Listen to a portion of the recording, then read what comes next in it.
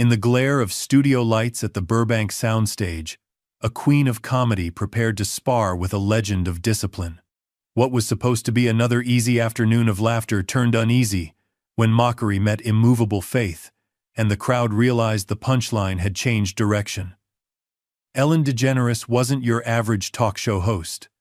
For 20 years, she danced, joked, and disarmed the biggest names in the world with charm that made cynicism look harmless. But beneath the laughter was a performer addicted to control until one guest refused to play by her script. When Ellen laughed at his faith, she thought she was teasing a myth. Instead, she provoked a man whose power didn't come from muscle, but from meaning. Chuck's quiet reply, measured, unwavering, stopped the show cold, igniting a moment that would ripple far beyond the studio walls.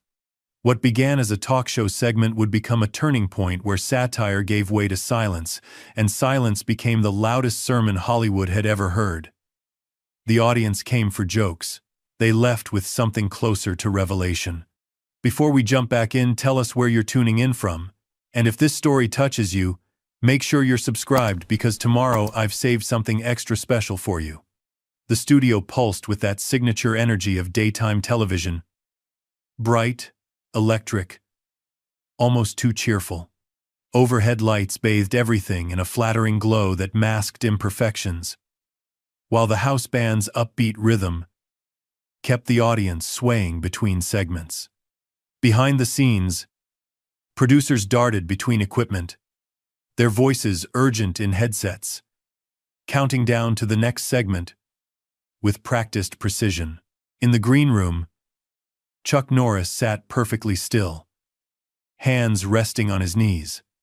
At 79, his posture remained impeccable, spine straight, shoulders squared, yet somehow completely at ease. His weathered face had settled into the kind of calm that comes from decades of discipline, both physical and spiritual. The martial arts legend wore simple clothes, crisp blue button down, dark jeans, polished boots, no flashy jewelry, no designer labels screaming for attention, just the small cross pendant that had hung around his neck for years. A young production assistant hovered nervously in the doorway. 5 minutes, Mr. Norris. Chuck nodded, the slight movement deliberate. Thank you. Just 2 words, but spoken with genuine appreciation. The assistant hesitated. I just wanted to say my grandfather and I used to watch your movies together. You were his hero. A warm smile crossed Chuck's face, crinkling the corners of his eyes. That's kind of you to share. The moment was interrupted by Sam Jenkins, the show's executive producer, who appeared behind the assistant with a tablet clutched to his chest. In his late 40s, Sam had the harried look of someone perpetually managing chaos, his tie slightly crooked, his eyes darting constantly to his device. Chuck, great to have you on the show, Sam said, extending his hand. Ellen's excited. It's been years since your last visit. Chuck stood, his movement fluid despite his age. Happy to be here. So, Sam continued, scrolling through his tablet. Just a heads up, Ellen might bring up those internet jokes about you. You know, the Chuck Norris facts thing? It's still viral gold. Chuck's smile remained easy. I've heard a few. Some are pretty creative. Sam's shoulders relaxed slightly. Great. Great. She'll probably touch on the new charity work, your martial arts schools, maybe a bit about the ranch. Keep it light. Fun, that's the Ellen way. What Sam wouldn't mention, was Ellen's recent producer meeting, where she'd circled Chuck's faith in her notes. Good TV sometimes needs a little tension, she'd said with a wink. Audiences love it when I push back a little on the God stuff. The audience erupted as Ellen danced down the aisles to Mark Ronson's Uptown Funk, her trademark short blonde hair bouncing with each step. She high-fived front-row audience members, her sneakers squeaking against the polished floor as she twirled and gestured for everyone to stand. The energy was infectious, exactly the controlled chaos she'd perfected over years of hosting. "Welcome, everybody! Welcome," she said, slightly breathless as she took center stage. Her tailored suit hung perfectly on her slender frame, the bright blue fabric popping under the studio lights. "What an amazing audience we have today. You look beautiful. Are you feeling beautiful? Because you look it." The crowd roared in response, faces glowing with the simple joy of being acknowledged. Ellen nodded approvingly, hands in her pockets, bouncing slightly on her toes. "So, today is going to be special," she continued, her voice taking on the conspiratorial tone that made millions of viewers feel like they were in on some private joke. "We've got a legend in the building, an actual, certified legend." In the production booth, Sam watched the monitors intently, earpiece buzzing with the constant communication of a live show. His assistant director leaned over. "Chuck's ready at the entrance." Sam nodded, eyes never leaving the screens. "Ellen's in a mood today. Could be interesting." On stage, Ellen was warming up the audience. "So before we bring him out, let me ask how many of you have heard of Chuck Norris facts?" The audience cheered, many raising their hands. "Right? Like, Chuck Norris doesn't call the wrong number, you answer the wrong phone." Laughter rippled through the crowd. Or my personal favorite, Chuck Norris counted to infinity. Twice. More laughter, louder this time. Ellen grinned, pacing the stage with practiced ease. "Well, the man behind the myths is here today. Please welcome martial arts legend, actor, and internet phenomenon Chuck Norris." The band struck up a rendition of the Walker, Texas Ranger theme as Chuck walked onto the stage. His entrance wasn't flashy, no running, no dramatic gestures, just a man walking with purpose and humility. The audience stood anyway, applause thundering through the studio. Several people whistled, a few shouted his name. Ellen met him center stage with her arms outstretched. Chuck embraced her warmly, genuinely. Before they both took their seats, Ellen perching on the edge of her chair with characteristic energy, Chuck settling in with relaxed confidence. "Welcome back to the show," Ellen said, still grinning. "It's been way too long." "Thank you, Ellen. Great to be here," Chuck replied, his voice carrying that distinctive gravelly warmth that had delivered countless one-liners on screen. "So, I have to ask those Chuck Norris facts. Do you have a favorite?" Chuck chuckled, the sound gentle and authentic. "Well, they keep making new ones. But I like Chuck Norris doesn't read books. He stares them down until he gets the information he wants." The audience laughed appreciatively, and Ellen leaned back in her chair. "That's a good one. Though I always pictured you as a reader." "Oh, I am," Chuck nodded. "The Bible daily. History books, biographies. I'm actually a big C.S. Lewis fan." Ellen's eyebrows raised slightly, almost imperceptibly at the mention of the Bible. In the booth, Sam noticed immediately and leaned forward. "The Bible, huh?" Ellen said lightly, maintaining her smile. "Every day? That's commitment." Chuck nodded, completely at ease. "It centers me. Starts my day right." "I usually start mine with coffee and Instagram," Ellen quipped, drawing laughs. Different approaches to morning motivation. The conversation shifted to Chuck's recent projects. His charitable foundation, a new series of martial arts schools opening across the country, his ranch in Texas. Ellen was in her element, keeping the pace quick, the tone light. The audience stayed engaged, laughing at the right moments, attentive during others. 20 minutes into the interview, Ellen circled back. "So, all these accomplishments, the films, the martial arts championships, the charity work, What keeps you grounded through all of it? What's the Chuck Norris secret? It was a standard talk show question, the kind designed to elicit either a humble deflection or an inspirational soundbite. Chuck took a moment before responding, his expression thoughtful. My faith keeps me grounded, he said simply. Knowing that whatever I achieve or whatever challenges I face, I'm not facing them alone. God's been my strength through everything. The studio remained respectfully quiet. In the control booth, Sam shifted in his chair, recognizing Ellen's subtle change in posture, the slight tilt of her head, the focused gleam in her eye that often preceded her more pointed questions. Faith? Ellen echoed, her tone still light but edged with curiosity. Like prayer? And all that? Chuck nodded, untroubled by the simplification. Prayer, scripture, trying to live by example. It's the foundation of everything for me. Ellen glanced at the audience, then back at Chuck. That's really old school, Chuck. I mean, in Hollywood especially. Chuck smiled. Some things don't need updating. A few audience members chuckled. Others nodded in agreement.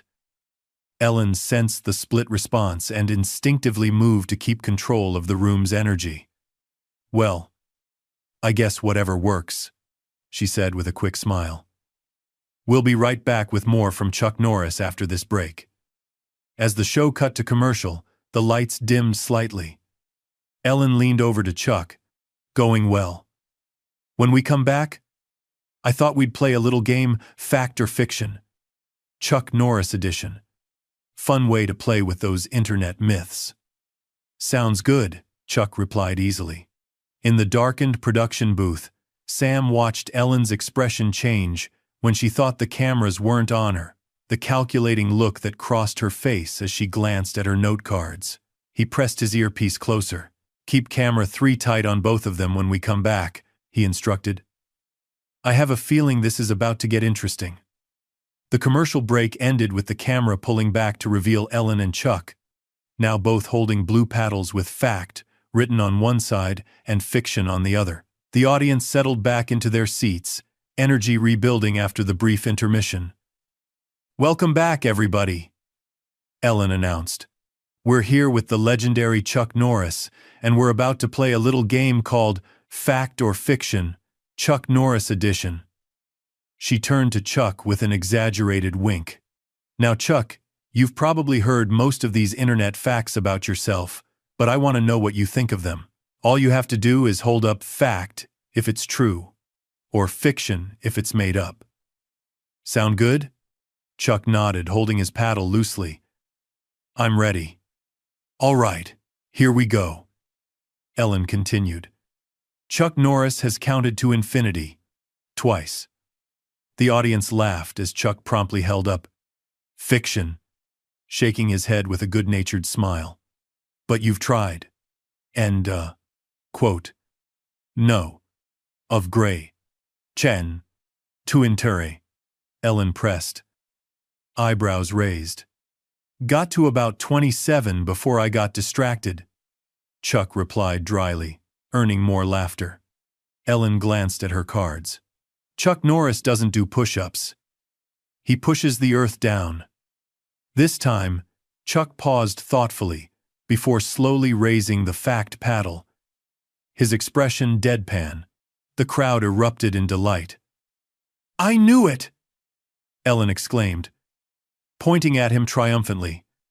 That explains earthquakes. The game continued with Chuck playing along, the audience thoroughly entertained by both the ridiculous claims and his willingness to embrace the absurdity. Ellen was in her element, each response feeding her next quip, the energy building with each exchange. Last one, Ellen said, glancing briefly off stage where Sam stood watching. Chuck Norris is so tough, he once made a paper airplane that shot down a MiG fighter jet. Chuck raised. Fiction. Chuckling. Though that would have saved the government a lot of money. Ellen set her cards aside. leaning forward slightly. You know what's interesting, these jokes are all about how tough you are, how powerful, how unbeatable. But earlier you mentioned that your strength comes from faith, right? Her tone remained light, but there was an edge to it now, subtle, almost imperceptible. That's right, Chuck answered simply. So, do you actually think God helps you win fights? Ellen asked, her voice carrying just a hint of mockery. Several audience members laughed uncertainly. Chuck's expression remained unchanged. Well, I haven't been in a real fight in decades, but I believe God gives me strength in all challenges, yes. Ellen nodded, a smile playing at her lips. So before a big scene in one of your movies, you'd pray that the roundhouse kick would land just right. She mimed a kick, drawing more laughter from the audience, though some faces showed discomfort. In the control booth, Sam straightened. "Keep camera 2 on Chuck's face," he murmured into his headset. "And camera 1 ready for audience reactions. I would pray for focus, for safety, for everyone involved," Chuck answered calmly. "Film sets can be dangerous places. But you're Chuck Norris," Ellen pressed, her voice taking on an exaggerated tone of awe. "Creator of the fighting system Chun Kuk Do. Black belt in 6 different disciplines. Literally undefeatable according to the internet. You need divine intervention for that?" Her emphasis on divine intervention drew scattered laughter. Louder this time. Chuck's posture remained relaxed, but his eyes focused more intently on Ellen. Not angry, not defensive, simply present and attentive. In that subtle shift, something in the atmosphere changed. "Strength comes in many forms, Ellen," he said quietly. Sure. Ellen nodded, continuing. "I just find it fascinating that someone known worldwide for physical power would attribute it to, something you can't see or prove." She turned to the audience with a half shrug and an expression that invited them to share her bemusement. The audience response was mixed. Some laughed appreciatively, while others shifted uncomfortably in their seats. A man in the front row glanced at his companion with a raised eyebrow. "I mean, come on," Ellen continued, building momentum. "Next you'll tell me that when you did those epic fight scenes in The Way of the Dragon with Bruce Lee, you were just channeling the Holy Spirit?" She adopted a mock-serious expression and raised her hands in a prayer gesture. This time, the laughter was scattered and uncertain. A few audience members exchanged glances. In the wings, Sam pressed his earpiece tighter and muttered something to his assistant. Chuck remained unmoved, his breathing steady, his expression calm, but no longer smiling. The contrast between Ellen's increasingly animated mockery and his stillness was becoming more pronounced with each passing second. "Actually," Chuck responded, his voice still gentle, but carrying easily across the now quieting studio, "Bruce and I had great respect for each other's beliefs and practices. He found his center through his own spiritual journey. I found mine through Christ." Ellen sensed the subtle shift in the room's energy, but pressed on, perhaps feeling the need to reassert control. "So all those Chuck Norris facts should really be God facts then? God doesn't do push-ups, he pushes the earth down?" She laughed at her own joke, glancing at the audience expectantly. A few obligatory chuckles followed, but the momentum was changing. Camera 2 captured a middle-aged woman in the second row who had stopped laughing altogether, her expression thoughtful as she looked at Chuck. "God doesn't need facts or jokes, Ellen," Chuck replied evenly. "He just is." Ellen paused, caught slightly off guard by the simplicity of his response. She recovered quickly, reaching for another angle. "But don't you think it's a little, I don't know, old-fashioned? In 2025, with all we know about science and the universe, to still believe in divine intervention?" Her tone was conversational, but carried an undercurrent of challenge. "I mean, Isn't it easier to just admit that you worked really hard and got really good at martial arts because of practice, not prayer? This time, the audience was noticeably quiet, the atmosphere shifting from entertainment to something more complex. A few people appeared uncomfortable. Others leaned forward with interest. And some nodded along with Ellen's questioning. Telling and preparing this story took us a lot of time. So if you are enjoying it, subscribe to our channel. It means a lot to us. Now back to the story. Chuck took a measured breath before responding. On camera, he appeared completely at ease. Not a hint of defensiveness in his posture or expression. This wasn't the tense silence of someone searching for a retort or feeling attacked. It was the patient pause of someone who had faced far greater challenges than pointed questions on a talk show. "Faith isn't about what's easy, Ellen," he said finally. "And it's never been at odds with hard work or science. For me, my accomplishments came through discipline, practice, and dedication. But my purpose, my center, that comes from something deeper." Ellen leaned back slightly, a flicker of surprise crossing her features. Perhaps at his articulation, perhaps at his continued composure. She recovered with a laugh that didn't quite reach her eyes. "Well, I guess having an imaginary friend never hurt anyone," she said, her tone making it clear it was meant as a joke. "I had one named Sparkles when I was 7. This time, the laughter was noticeably strained. In the front row, a young woman with dark-rimmed glasses frowned slightly. Beside her, an older man shifted in his seat, his expression neutral but attentive. In the control booth, Sam leaned toward his assistant director. "We should move to the charity segment," he murmured. "This is getting—" But Ellen was already continuing, gaining momentum again, perhaps sensing she needed to recapture the room. "I mean, seriously," she said, her voice louder now, more animated. "Isn't it a little bizarre that Chuck Norris, the man who, according to the internet, doesn't sleep, he waits needs to pray before action scenes? What's next? A Bible study with Jean-Claude Van Damme?" A few audience members laughed more from the mental image than from genuine amusement. But the atmosphere had unmistakably changed. The easy rhythm of the show had been replaced by something tense and uncertain. Chuck sat perfectly still, his hands resting lightly on his knees. His expression remained neutral, not angry, not hurt, simply present and attentive. The contrast between Ellen's increasingly animated mockery and his stillness was stark and impossible to ignore. "So," Ellen continued, leaning forward with an exaggerated expression of curiosity, "did God tell you to kick all those guys in the movies too? Was that divine guidance? And lo, the Lord said unto Chuck, roundhouse kick that guy into next Tuesday?"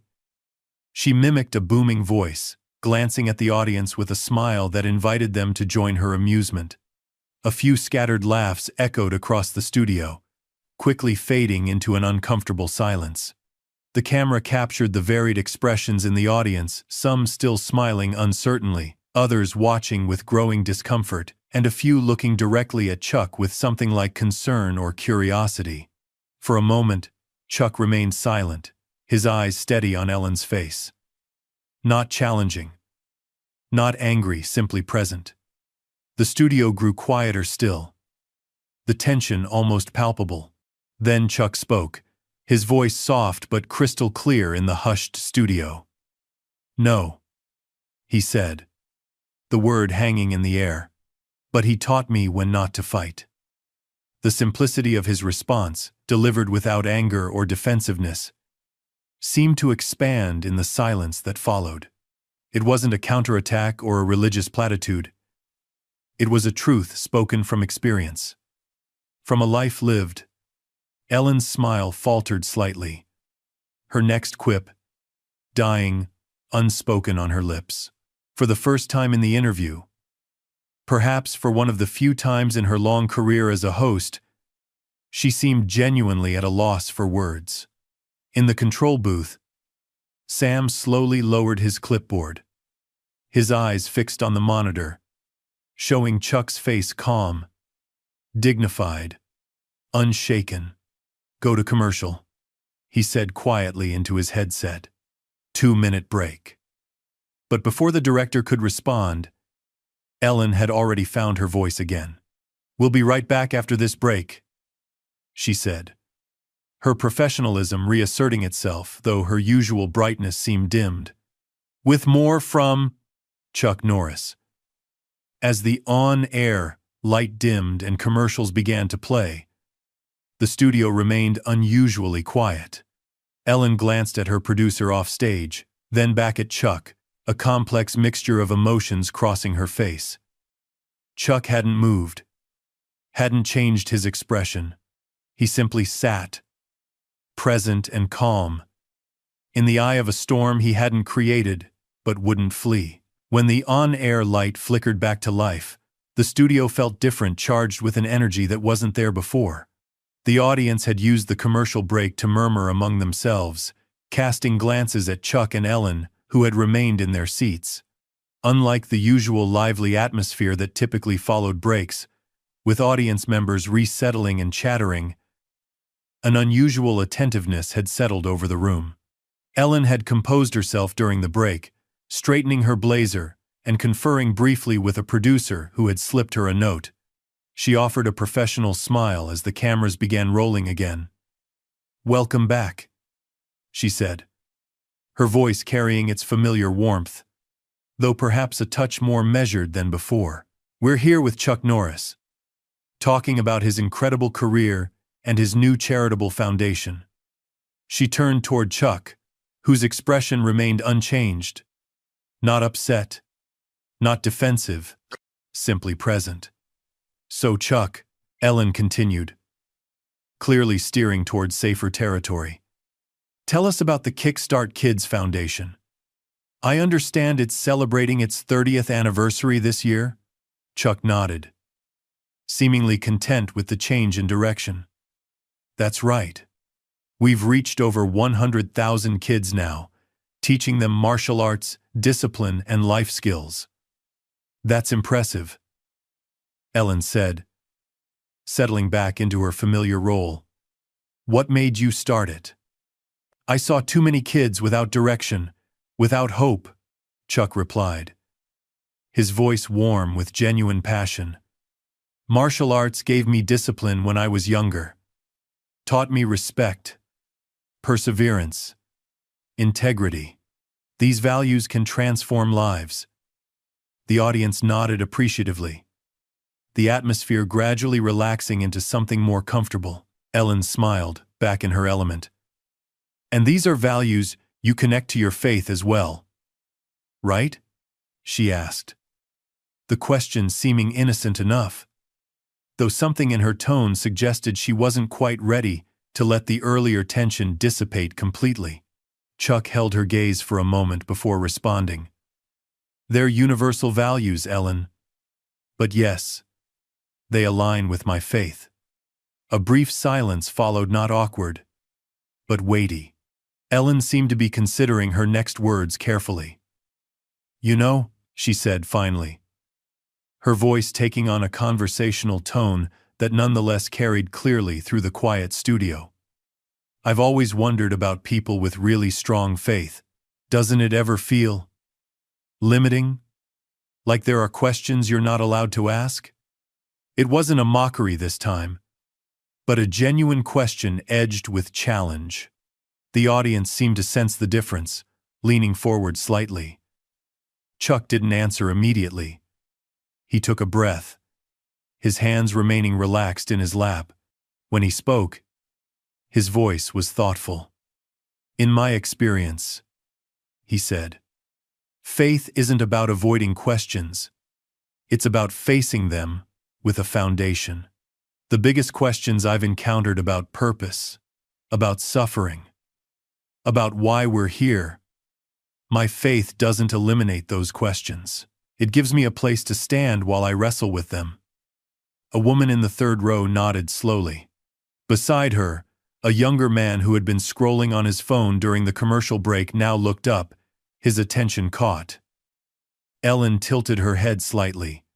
But doesn't believing in something you can't see or prove scientifically require? I don't know. Turning off part of your brain? There was no laughter this time. The question hung in the air, genuine if pointed. In the control booth, Sam leaned forward, watching Chuck's face on the monitor with intense focus. Chuck smiled, a real smile that reached his eyes and softened the weathered lines of his face. Actually, it's the opposite. Faith has made me more curious, not less. More willing to ask difficult questions, not fewer. How so? Ellen asked, her usual rapid-fire pace replaced by something more measured. Because I don't fear where the questions might lead. Chuck replied simply. When you have a foundation you trust, you can venture into uncertain territory. You can face doubts without being destroyed by them. The studio was utterly silent now. Not the uncomfortable silence of social tension, but the rare silence of genuine attention. Even the crew members visible in the wings had stopped their usual movements, watching. But what about when science contradicts faith? Ellen pressed, her tone respectful but persistent. Or when your prayers aren't answered. Doesn't that shake your foundation?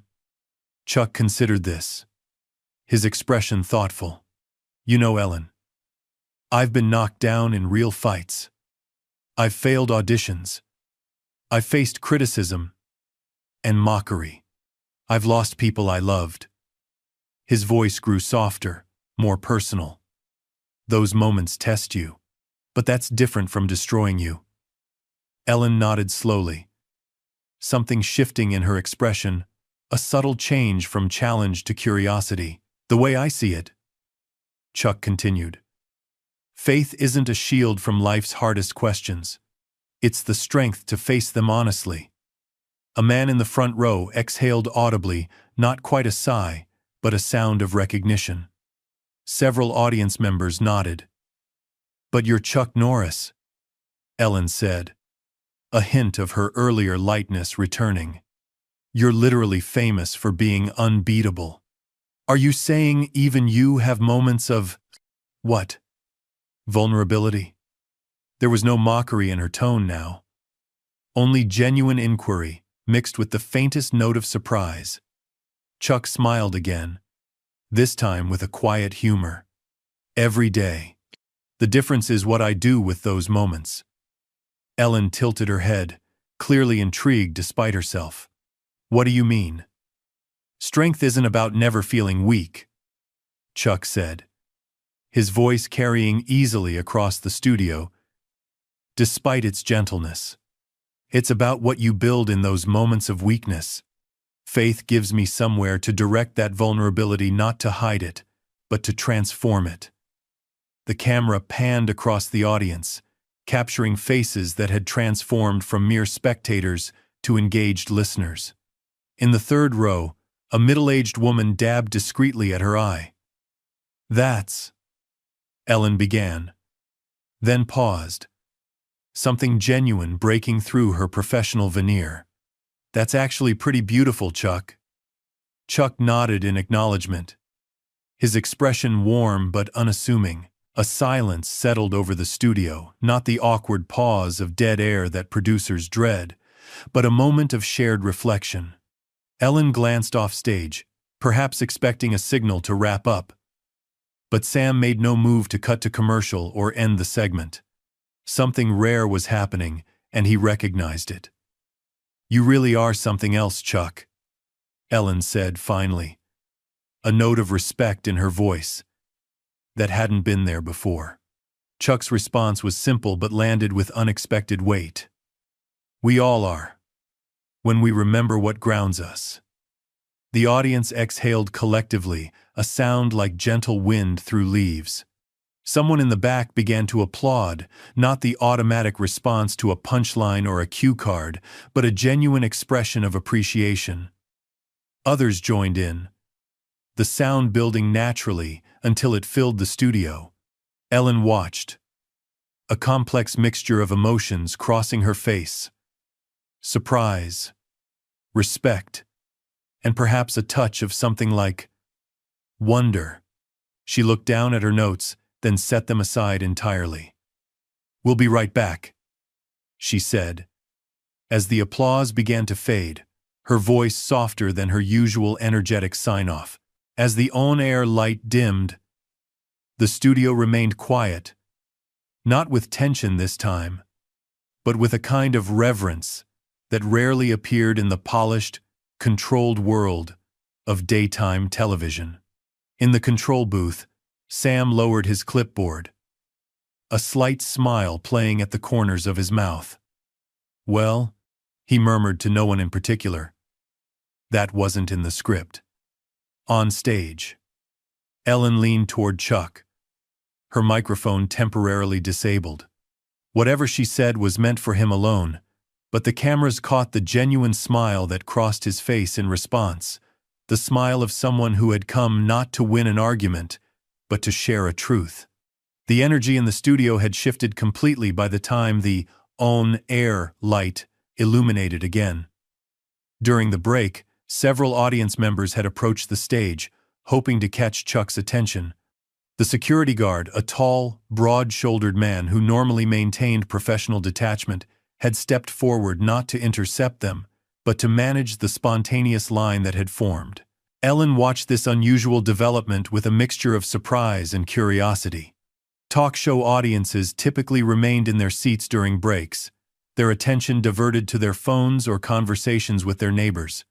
But now, a dozen people waited patiently at the edge of the stage, their expressions earnest.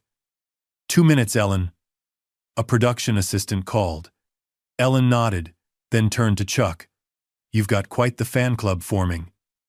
Chuck glanced at the waiting audience members, his expression warm but unassuming. People respond to authenticity. Sometimes, they're just looking for permission to be honest about what matters to them. Ellen studied him for a moment, something shifting in her expression.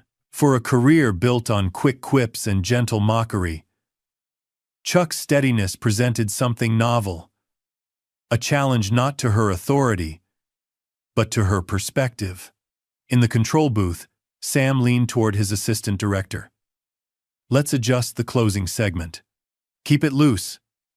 I think we might get something special here." The countdown began, and the waiting audience members reluctantly returned to their seats, many casting glances over their shoulders at Chuck. As the cameras began rolling again, Ellen straightened in her chair, her professional smile firmly in place, though her eyes carried a new thoughtfulness. "Welcome back to the show," she said, turning toward the audience. "We've been having quite the conversation with Chuck Norris today." She paused, her usual rapid patter giving way to something more measured. "And I have to say, it's not going quite how I expected." A ripple of knowing laughter passed through the audience. Ellen smiled a genuine expression rather than her camera-ready grin. "Chuck," she continued, turning back to him, "before the break, you said something that stuck with me about vulnerability becoming strength. That's not exactly the image most people have of Chuck Norris. The guy who, according to the internet, can slam a revolving door." The audience chuckled, but their attention remained focused, expectant. "I've found those jokes entertaining," Chuck acknowledged with a slight smile. "But they're just jokes. Real strength is much quieter." "What do you mean by that?" Ellen asked, her usual host's cadence slowing to match his thoughtful pace. Chuck considered for a moment. "The strongest people I've known weren't the loudest or the most aggressive. They were the ones who remained steady when everything around them was chaos. The ones who stood by their principles even when it cost them." Ellen nodded slowly. "That's not what sells movie tickets, though." "No?" Chuck agreed with a gentle laugh. Movies need action, drama. Real strength is often invisible until it's tested. A man in the second row leaned forward in his seat, completely engrossed. Next to him, a young woman had stopped filming with her phone, simply listening. "Have you ever felt tested?" Ellen asked. Her question surprisingly personal. Not in a film, but really tested? For the first time, Chuck's steady gaze shifted slightly, looking past the cameras toward some private memory. When he spoke, his voice carried a depth that silenced even the rustling sounds of the studio audience. "When my daughter Dina was diagnosed with cancer at 17, that was a test," he said quietly. "When my brother Whelan died in Vietnam. When my marriage faced challenges. Those moments don't care about your black belts or your movie contracts." The studio was absolutely still. Ellen's expression had softened completely, the last traces of her performative persona falling away. "How did you get through those times?" she asked. The question simple but profound. "One day at a time," Chuck replied. "With prayer, with community, with the understanding that strength isn't about never faltering, it's about continuing to move forward even when you do." In the front row, an older woman nodded, her eyes glistening. Beside her, a man in his 30s who had been checking his watch earlier now sat completely still, his attention fixed on the stage. Ellen seemed to hesitate, weighing something internally. When she spoke again, her voice had lost its performative quality entirely. "You know, I've spent a career making people laugh, finding the joke, keeping things moving. It's easier sometimes to mock what we don't understand than to—" She paused, searching for the right words. "Than to sit with the questions," Chuck offered gently. "Yes." Ellen nodded, something vulnerable crossing her features. "Exactly that." The audience seemed to collectively hold its breath, sensing the rare authenticity of the moment. In the control booth, Sam made a subtle gesture to the camera operators. "Stay with this, don't cut away." "Faith isn't the absence of questions, Ellen," Chuck said, his voice carrying easily despite its gentleness. "It's the courage to face them without cynicism." Ellen was silent for a moment, her usual quips nowhere to be found. When she spoke again, her question seemed to come from somewhere genuine. "Has your faith ever been shaken? Really tested?" Chuck's expression remained open, his eyes steady. "Of course. Faith isn't certainty. It's trust. Despite uncertainty. The testing is part of the journey." A young man in the audience who had been scrolling through his phone now looked up, his attention caught by something in Chuck's tone. Across the aisle, a middle-aged woman with carefully styled hair wiped discreetly at her eye. "You're making me think about things we don't usually talk about on daytime TV," Ellen said with a small laugh, though there was no deflection in her tone now, only honesty. "Sometimes those are the only things worth talking about." Chuck replied simply. Ellen nodded, setting her note cards aside completely. "You know what amazes me most? I've spent the last 20 minutes basically challenging everything you believe in, and you haven't gotten angry or defensive once." Chuck smiled, a genuine expression that softened the weathered lines of his face. "Getting angry wouldn't have served either of us, and defensiveness comes from fear. Fear that your foundation might not hold. I don't have that fear." In the third row, a man in a business suit who had been checking his watch throughout the show now leaned forward, his expression attentive. Beside him, a young woman who had been filming earlier had put her phone away entirely, simply listening. Ellen shook her head slightly, a look of genuine wonder crossing her face. "You really believe it, don't you? All of it?" "I do," Chuck answered, the simplicity of his response carrying more weight than any elaborate explanation could have. The studio had fallen so silent that the soft hum of the air conditioning was audible. No one shifted in their seats, no phones buzzed. Even the usual subtle movements of the crew had stilled. "I think that's what I find most fascinating," Ellen said finally, her voice thoughtful. "In a world where everything seems to change by the minute, where cynicism is practically a requirement, you found something that anchors you." Chuck nodded. "That's exactly what faith is, Ellen. Not a set of rules or a political stance, an anchor in shifting seas." The metaphor seemed to resonate with Ellen. She sat back slightly in her chair, her expression open and contemplative in a way rarely seen on the carefully crafted show. "We should probably wrap up," she said finally, though without her usual energy. "But I have one more question. If that's okay?" Chuck nodded, his attention unwavering. "With everything you've accomplished, the championships, the films, the books, the charity work, what do you hope people remember most about Chuck Norris?" It was a standard closing question for celebrity interviews, but the context had transformed it into something more meaningful. The audience leaned forward slightly, waiting. Chuck took a moment to consider, his expression thoughtful. When he spoke, his voice was quiet, but carried clearly across the hushed studio. "I hope they remember that whatever strength I had came not from myself, but from something greater. That the fights that mattered most weren't the ones on screen, but the ones fought with patience and faith and love. And that true power isn't about dominating others, but about mastering yourself." The silence that followed was profound, not the awkward pause of dead air, but the reverent quiet of recognition. Someone in the back of the audience began to applaud, not the automated response to a punchline or a cue card, but a genuine expression of respect. Others joined in, the sound building until it filled the studio. Ellen watched, a complex mixture of emotions crossing her face. When the applause began to fade, she turned to the camera, her expression uncharacteristically solemn. "We'll be right back after this break," she said simply. As the on-air light dimmed, the usual bustle of a commercial break was notably absent. The audience remained in their seats, many turning to their neighbors in quiet conversation.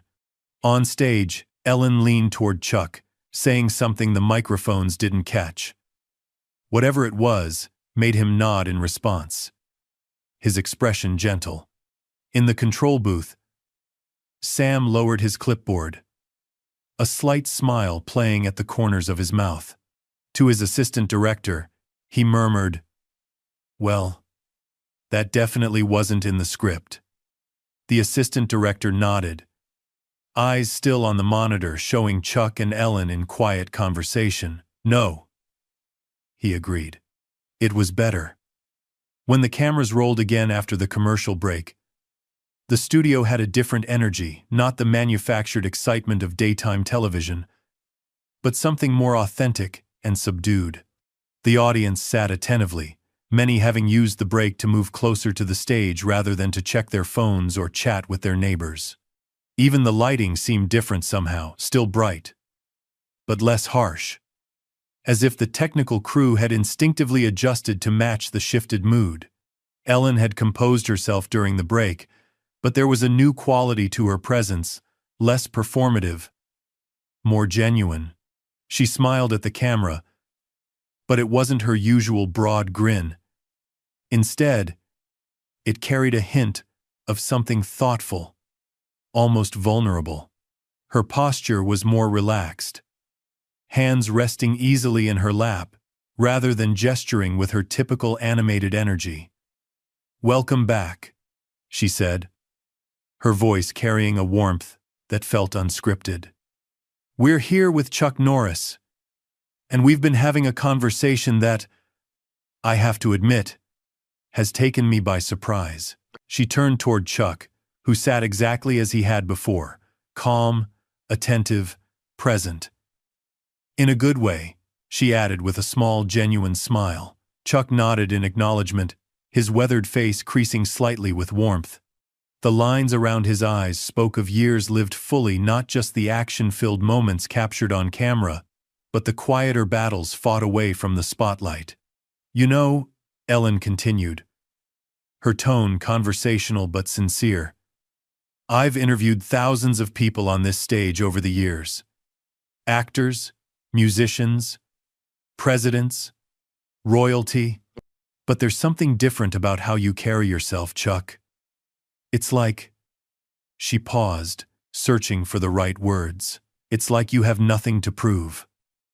A murmur of agreement passed through the audience. In the front row, an older man with salt and pepper hair nodded emphatically, leaning forward in his seat. Beside him, a young woman who had been filming earlier now simply watched, her phone forgotten in her lap. "That's a journey in itself," Chuck replied, his voice carrying that distinctive gravel that years of living had etched into it. "When you're young, you're always trying to prove something to others, to yourself. That need fades with time and perspective." Ellen leaned forward slightly, her usual performance falling away completely.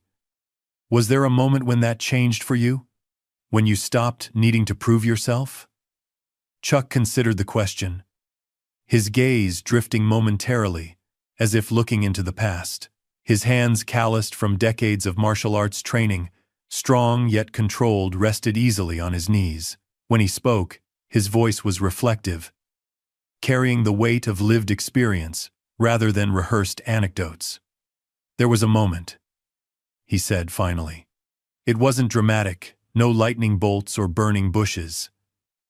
He smiled slightly at his own reference. "I was at a martial arts tournament in 1988. I'd been retired from competition for years, but I was there as a guest of honor. A young fighter approached me after winning his division, cocky, full of himself. He challenged me right there, in front of everyone."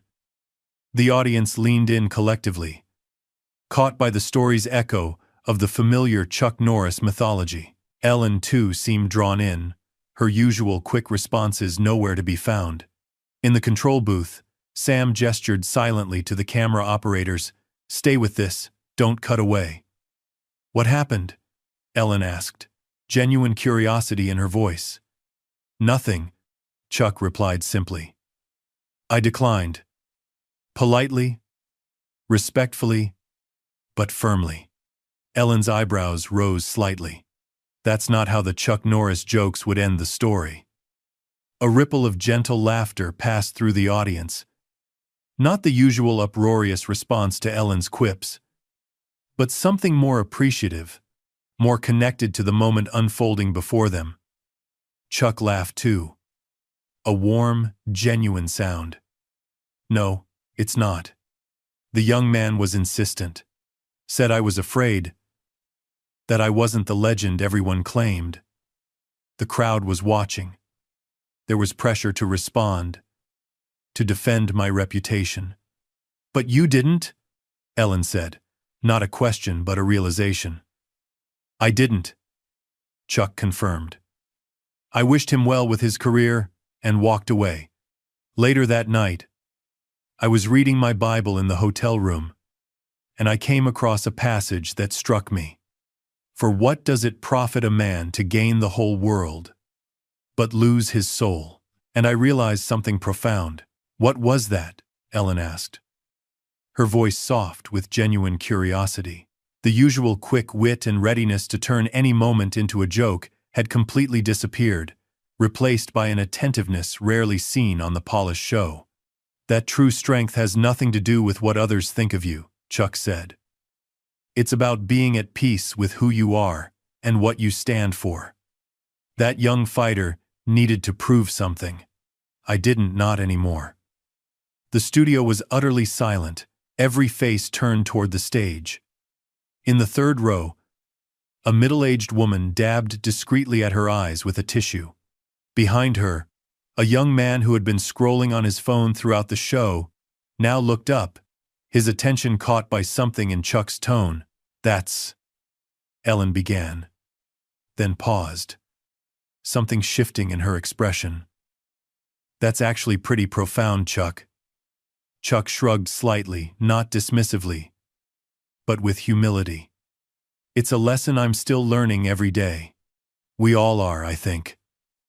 Ellen nodded slowly, her usual rapid-fire hosting rhythm completely abandoned.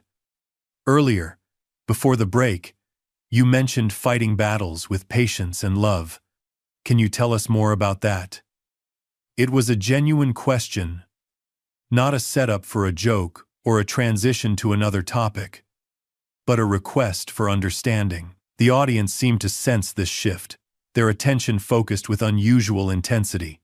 Even the cameraman, typically rotating between shots with professional detachment, seemed captivated, their movements more deliberate, almost reverent. Chuck took a breath, his weathered hands resting easily on his knees.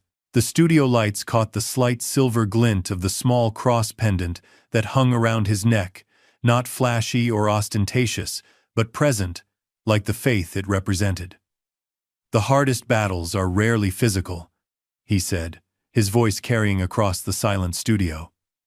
In my life, the real tests came when my daughter was diagnosed with cancer at 17. When my brother Wieland died in Vietnam. When my first marriage failed despite my best efforts. Ellen nodded, her expression solemn. Those aren't enemies you can roundhouse kick. No. Chuck agreed, a sad smile crossing his face. And that's when you discover what real strength is. It's not about overpowering an opponent. It's about persevering when everything in you wants to give up. It's about finding hope when circumstances suggest there is none. He paused, his gaze momentarily distant. When my brother died, I was angry at the war, at the world, at God. That anger could have consumed me. Many veterans I've known, it did consume them. What changed for you? Ellen asked softly. I realized that anger wasn't honoring Wieland's memory. Chuck replied, his voice steady despite the emotional weight of the subject, and it certainly wasn't helping me move forward. So I had to learn a different kind of strength, the strength to grieve without bitterness. To remember with love instead of anger. In the third row, a woman dabbed at her eyes with a tissue. Beside her, a man in military dress uniform nodded almost imperceptibly, his expression a complex mixture of recognition and respect. And your daughter? Ellen asked, genuine concern in her voice. Is she? She's well. Chuck nodded, a smile warming his features. 20 years. Cancer. Free. But watching her fight that battle that showed me what courage really is. Not fearlessness, but moving forward despite the fear. Ellen's expression softened with relief. That must have been incredibly difficult. It was, Chuck acknowledged. There were nights I paced hospital corridors, questioning everything I believed in, wondering where God was in all of it. And did you find an answer? Ellen asked, the question gentle but direct. Chuck considered this, his expression thoughtful. Not an answer that would fit neatly in a sound bite, he said finally. But I found presence. Not just God's presence, but the importance of being fully present myself for my daughter, for my family. Sometimes strength isn't about having answers, it's about showing up when there are none. The audience was utterly silent, not the uncomfortable silence of social tension, but the rare silence of genuine attention. Even the crew members visible in the wings had stopped their usual movements, simply listening. And your faith during that time? Ellen asked, her voice carrying a note of genuine curiosity. Did it change? It deepened, Chuck replied. Not in the way people might expect. Not with certainty or easy answers, but with questions and struggles. Real faith isn't about having all the answers. It's about trusting even when the path isn't clear. A man in the second row nodded slowly, his expression thoughtful. Beside him, a younger woman who had seemed distracted earlier now leaned forward, completely engaged. "You know," Ellen said after a moment, her voice carrying a note of vulnerability rarely heard on the polished show. "I think what strikes me most is how peaceful you seem. Even earlier, when I was, let's be honest, mocking what you believe in, you never got defensive or angry." There was a murmur of acknowledgement from the audience, a recognition of the truth in her words. In the control booth, Sam exchanged a glance with his assistant director, both recognizing they were witnessing something rare in television, a moment of genuine authenticity. Chuck smiled gently. "Getting angry or defensive wouldn't have served either of us, Ellen. And it certainly wouldn't have demonstrated the faith I claim to have." Ellen shook her head slightly, a look of genuine wonder crossing her face. "How do you do that? Stay so centered when someone's pushing your buttons?" "Practice," Chuck replied, with a small laugh that crinkled the corners of his eyes. "Lots of practice. And remembering that responding with anger or pride only creates more distance between people. I'd rather build bridges." The sincerity of his response seemed to touch something in Ellen. She glanced down at her notes, then deliberately set them aside. Completely a subtle but significant gesture for a host known for her carefully crafted segments. "Would you?" She hesitated, then continued. "Would you share a story about when your faith really made a difference? Not just in a general sense, but a specific moment when it changed how you responded to something." It was a request that would have seemed impossible at the beginning of the interview. Too personal, too sincere for the light-hearted show. But the atmosphere had transformed so completely that it felt natural now, even necessary. Chuck nodded, taking a moment to consider. The studio remained hushed, the usual subtle sounds of a television set, whispered directions, shuffling papers, equipment adjustments completely absent. When he spoke, his voice carried the quiet authority of lived experience. "In 1999, I was filming in Toronto," he began. "During a break, I went for a walk alone, just to clear my head. I passed a homeless man on the street, younger guy, maybe 30. He recognized me immediately and started following me, asking for money, getting increasingly aggressive. The audience watched intently, caught by the unexpected story." Ellen leaned forward slightly in her chair, all traces of the entertainer's mask completely set aside. "The old Chuck Norris, the one who needed to prove himself, might have reacted differently," he continued. "But instead, I stopped and really looked at him. I saw past the dirt and the anger to the person beneath someone's sun, someone who had dreams once. I asked him his name. It caught him off guard completely." "What was his name?" Ellen asked softly. "Michael?" Chuck replied. The name spoken with a respect that acknowledged the dignity of the person it belonged to. "He told me he'd been a construction worker before an injury, and addiction took everything. We talked for nearly an hour, right there on the sidewalk. I ended up taking him to dinner, calling some local resources to help him find shelter and support." "Did it work?" Ellen asked, leaning forward slightly. "Did he get help?" Chuck's expression grew thoughtful. "I don't know the end of Michael's story. I hope so. But that's not really the point of the story." "What is the point?" Ellen asked, genuine curiosity in her voice.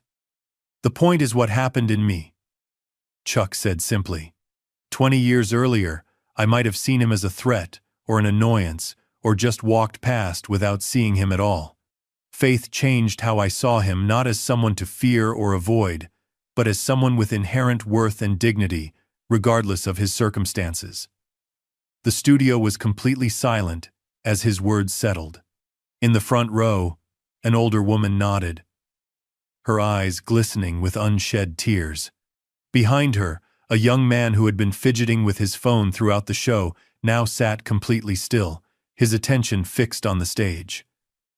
"That's beautiful, Chuck," Ellen said finally, her voice soft but carrying clearly in the hushed studio. And honestly, convicting. I'm not sure I would have stopped. We all have moments we're not proud of, Chuck replied without judgment. The question is whether we learn from them.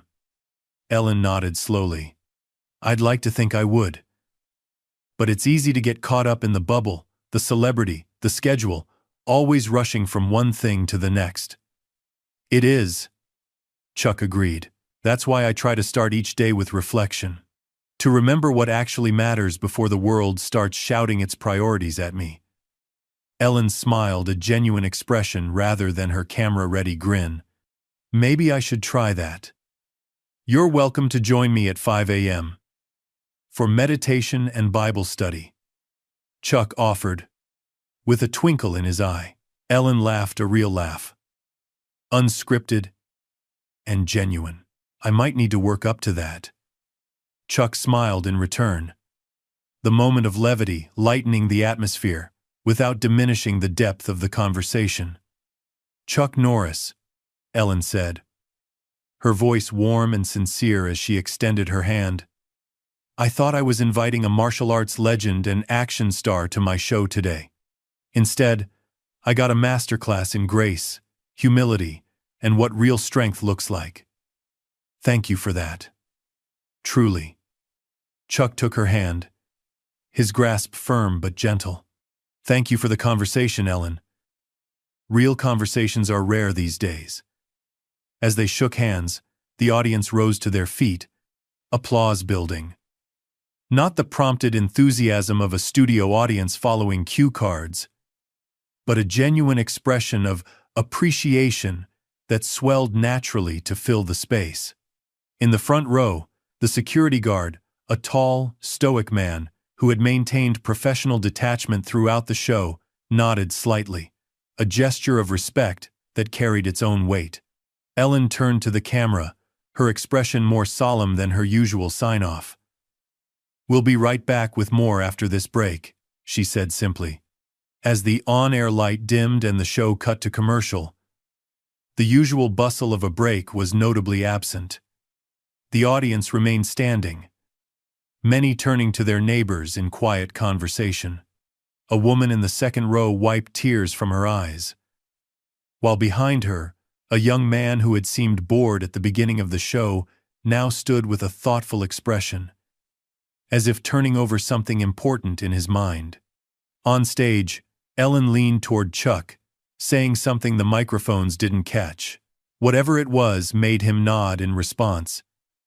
His expression gentle, not the rehearsed warmth of a celebrity, but the authentic presence of someone who had learned to value connection over performance.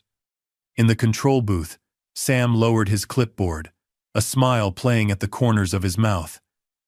Now that, he said quietly to his assistant director, is good television. The assistant director nodded, her eyes still on the monitor showing Chuck and Ellen in quiet conversation. Not just good television, she replied. Something that actually matters. The final segment of the show passed in a blur of warmth and genuine connection. Ellen had abandoned her prepared questions entirely, instead allowing the conversation to flow naturally, a rare departure for the meticulously produced show. They discussed Chuck's charity work with at-risk youth, his ranch in Texas, and his upcoming book on finding purpose beyond success. The audience remained unusually engaged, their attention fixed on the stage with an intensity rarely seen in daytime television. When the closing music began to play and Ellen thanked Chuck one final time, the applause was immediate and heartfelt. Not the prompted enthusiasm of a studio audience following cue cards, but a genuine expression of appreciation. Chuck acknowledged it with a humble nod, his demeanor unchanged from the beginning of the show. Calm, centered, present. As the on-air light dimmed for the final time and the house lights came up, the usual post-show exodus was notably absent. Instead of rushing for the exits, many audience members moved toward the stage, forming an impromptu line along its edge. Some clutched notebooks or phones, but most simply waited, as if hoping for one more moment of connection with the man whose quiet strength had transformed an ordinary talk show into something memorable. Behind the cameras, Sam approached Ellen as she stood from her chair, running a hand through her short blonde hair. His expression was difficult to read, a mixture of surprise, respect, and something that might have been wonder. "That was," he began, searching for the right word. "Unexpected," Ellen finished for him, her expression thoughtful. "In the best possible way." Sam nodded, glancing at Chuck, who was now surrounded by audience members, not clamoring for autographs as might be expected, but engaged in earnest conversation. A middle-aged woman was speaking to him with tears in her eyes. Chuck listened attentively, his focus entirely on her words. "The social media team says it's already trending," Sam said, checking his tablet. "Clips are going viral. 'Chuck Norris silences mockery with grace' is the top hashtag." Ellen watched the scene for a moment, something shifting in her expression. "For once, I don't care about the metrics," she said quietly. Sam raised an eyebrow, surprised by the comment from a host who typically reviewed audience numbers and social engagement with meticulous attention. 20 years in television had taught him that hosts like Ellen lived and died by their ratings, their value measured in views, shares, and engagement statistics.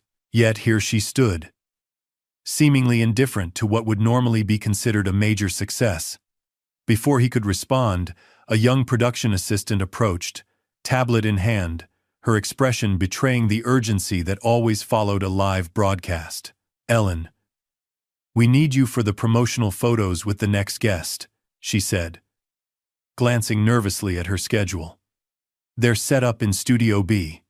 We're already running 5 minutes behind." Ellen nodded, but her attention remained on Chuck for a moment longer. "I'll be right there," she said, then turned to Sam. "Give me a minute." She moved toward Chuck, who was now speaking quietly with an elderly man at the edge of the stage. The man was describing something with animated gestures, occasionally tapping his heart. Chuck listened with complete attention, nodding occasionally. As Ellen approached, the man thanked Chuck and stepped back, wiping discreetly at his eyes before merging back into the small crowd. "Chuck," Ellen said, extending her hand, "I just wanted to say thank you. Again, that was not what I expected when we booked you for the show." Chuck took her hand, his grasp warm and firm. The calloused palm spoke of years of disciplined physical training that had shaped not just his body but his character. "Thank you for the conversation, Ellen," he replied, "for letting it become something real." Ellen nodded, a complexity of emotions crossing her features. In the harsh studio lights that typically flattered on camera but revealed every flaw off-screen, she looked suddenly vulnerable. Not the polished entertainer, but a person wrestling with something unexpected. "You know," she said, lowering her voice slightly, "I had a whole different segment planned. More jokes about the Chuck Norris facts, a martial arts demonstration with some staff members, light-hearted stuff. That would have been fun too." Chuck replied with a genuine smile. "Maybe," Ellen acknowledged, "but not meaningful. Not like this was." She hesitated, then added, "I'm sorry about earlier. The mockery. About your faith. That was already forgotten," Chuck assured her, his expression sincere. Ellen studied him for a moment, her professional mask completely set aside. "How do you do that? Just let it go so easily?" Chuck's response was simple, but landed with unexpected weight. "Holding on to offense only hurts the person holding it." Ellen seemed to consider this, nodding slowly. "I should have that embroidered on a pillow in my office." They both laughed, the sound genuine and warm. A production assistant appeared at Ellen's elbow, gesturing discreetly toward the exit. her expression growing increasingly anxious. "I have to go," Ellen said, glancing at the waiting crowd of audience members, still hoping to speak with Chuck. "But seriously, thank you. For your patience. For your grace." Chuck nodded in acknowledgement, his expression warm but unassuming. As Ellen turned to leave, he added, "Ellen?" She paused, looking back. "The conversation doesn't have to end here," he said simply. "If you ever want to continue it." Something flickered across Ellen's face. Surprise, perhaps, or recognition. She nodded, a small but genuine smile forming. "I might take you up on that." As she walked away, trailed by assistants with clipboards and schedules, her posture seemed different. Less the confident stride of a celebrity, more the thoughtful gait of someone processing an unexpected encounter. Backstage, the usual post-show bustle continued, crew members striking sets, production assistants coordinating the next day's schedule, talent being escorted to waiting cars. Chuck moved through it all with quiet ease, stopping to thank each crew member who approached him, taking time to sign autographs for those who asked. Near the exit, a young stagehand carrying coiled cables paused, watching Chuck with barely concealed admiration. "Mr. Norris," he said hesitantly, "I just wanted to say that was really something. What you said about strength. It meant a lot." Chuck stopped, giving the young man his full attention. "What's your name?" "Miguel," the stagehand replied, shifting his cables to extend a hand. Chuck shook it firmly. "Thank you, Miguel. That means a lot to hear." The young man nodded, something unspoken passing between them before he continued with his work, standing a little straighter than before. As Chuck neared the final exit, the security guard who had stood watch during the show, a tall, broad-shouldered man with cropped hair and an impassive expression, stepped forward from his post by the door. "Mr. Norris," he said, his deep voice carrying a note of unusual emotion, "I just wanted to say thank you." Chuck tilted his head slightly, giving the man his full attention. "For what?" The guard seemed to consider his words carefully, his usually stoic expression softening slightly. 20 years with studio security, I've seen hundreds of celebrities come through. Most are different off-camera, smaller somehow, or louder, or just not what you'd expect." He paused, then added with quiet sincerity, "You're the same person on both sides of the camera. That's rare." Chuck extended his hand. "What's your name?" "James," the guard replied, his handshake firm. "On." "Thank you, James," Chuck said simply. "That means a lot." As James stepped back to his post, Sam approached, clipboard tucked under his arm. Unlike earlier, when tension had radiated from his every movement, he now seemed relaxed, almost peaceful. "Your car is ready, Chuck," he said. "And I just wanted to say that was something special today. Really special." Chuck nodded in acknowledgement. "It felt that way to me too." "The network's already asking about a follow-up appearance," Sam continued, his producer's instincts never fully dormant. "Maybe a longer segment or a special." Chuck smiled slightly. "Let's see where the road leads." Sam nodded, understanding the gentle deflection. As they walked toward the exit, the producer's curiosity seemed to get the better of him. "What made the difference?" he asked, his voice lower now. "When Ellen was, well, when things got tense. Most guests would have gotten defensive, or angry, or just shut down. You did something else entirely." Chuck considered the question, his pace unhurried despite the waiting car. "In martial arts, there's a principle. You don't meet force with greater force. You redirect it. Transform it into something else." Sam nodded slowly. "And that works with everything? Not just physical confrontation?" It's not always easy. Chuck acknowledged with a slight smile. I'm still practicing after all these years.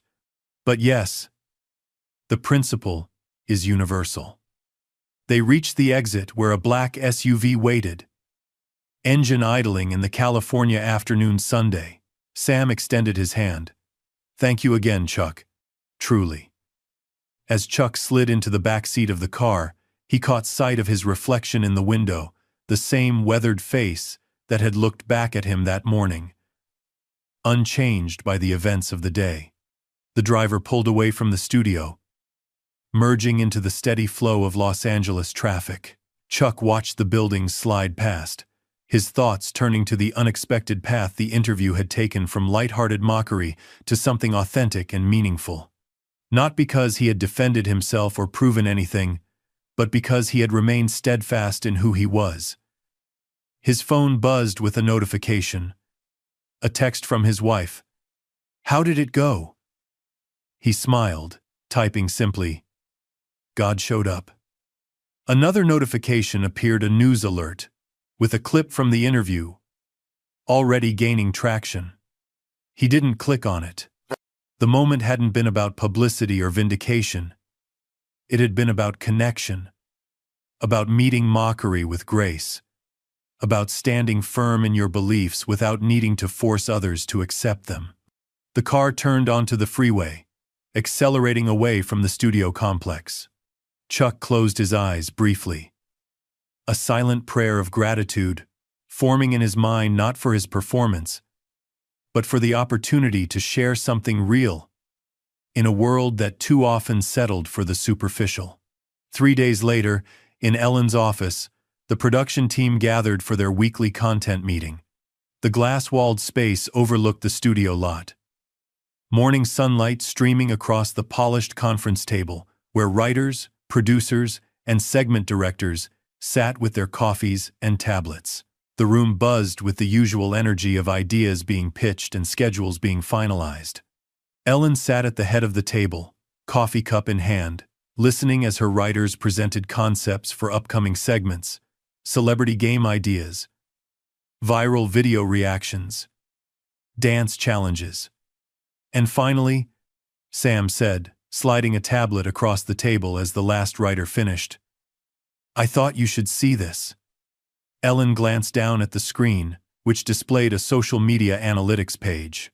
At the top was a clip from Chuck's interview, the moment when he had quietly responded, No, but he taught me when not to fight. The view counter showed over 20 million, and climbing. Below it were comments from viewers. Never seen Ellen speechless before. Powerful moment. Chuck Norris didn't need his fists to win this one. This is what real strength looks like. No shouting, no anger, just quiet confidence. I'm not religious, but damn, respect to Chuck for handling that with such grace. Watching this made me want to be a better person. No joke. Ellen scrolled through the comments, her expression thoughtful. After a moment, she looked up at Sam. What are people saying about my part in it? Sam hesitated, then replied honestly. Mixed. Some criticism for the mockery. But most people are focused on how the conversation evolved, on how real it became. Ellen nodded slowly. It did become real, didn't it? She set the tablet down, her gaze distant for a moment before refocusing on the team. I've been thinking about that interview a lot. The writers exchanged glances.